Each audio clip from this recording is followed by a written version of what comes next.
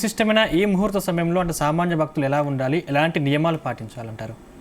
ఇక్కడ ఇప్పటికే అందరికీ ఈ రామ జన్మభూమి నుంచి వచ్చినటువంటి అక్షతలు అందరికీ చేరే ఉంటాయి.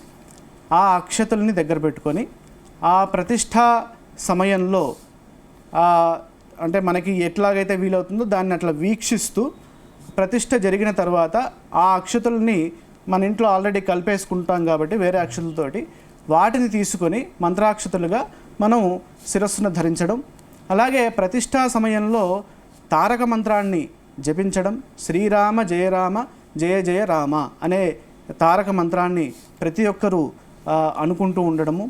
అదేవిధంగా ఈ సమయంలో ప్రతి ఒక్కరూ పండగగా దీన్ని చాలా శుభదినంగా మనం పరిగణించాలి. ఎందుకంటే భారతదేశంలో భారతీయత అంటే ఏంటి?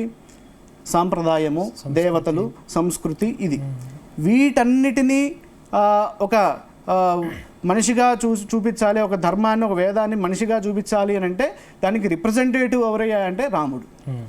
అలాంటి రాముడి యొక్క విగ్రహాన్ని ప్రతిష్ఠ చేస్తున్నప్పుడు ప్రజలందరూ చాలా ఆనందంగా, ఉత్సాహంగా, బాగా పండగలాగా జరుపుకోవాలి.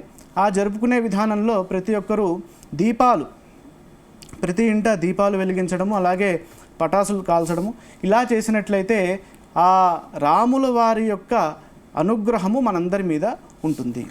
ఒక ఇంటికి అంటే ప్రతి ఇంటికి ఎన్ని దీపాలు వెలిగించాలంటారు? అది మన ఇష్టం అండి. అంటే మనం పండగలాగా చేసుకోవాలి.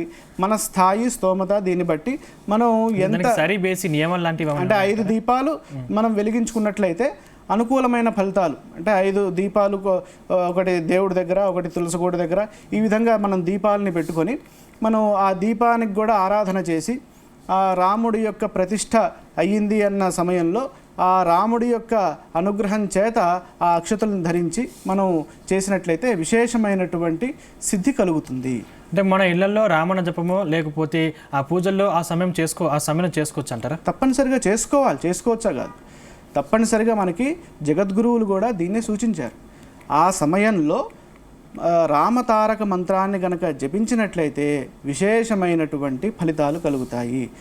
ఇక్కడ సందేహం లేకుండా ఎవరు ఈ ముహూర్త బలాన్ని ఆధారం చేసుకొని కేవలము దేవుడి మీద మీరు మనస్సు పెట్టి ఆ సమయంలో ఏవి ఆలోచన చేయకుండా అక్కడ చాలా దివ్యమైనటువంటి బాలరాముడు, చాలా విశేషమైనటువంటి తేజోవంతుడుగా అక్కడ మనకి దర్శనమిస్తున్నారు కాబట్టి చాలా అనుకూలమైనటువంటి ఫలితాల్ని ఆయన ఇస్తారు. తద్వారా మనందరికీ సుభిక్షం చేకూరుతుంది.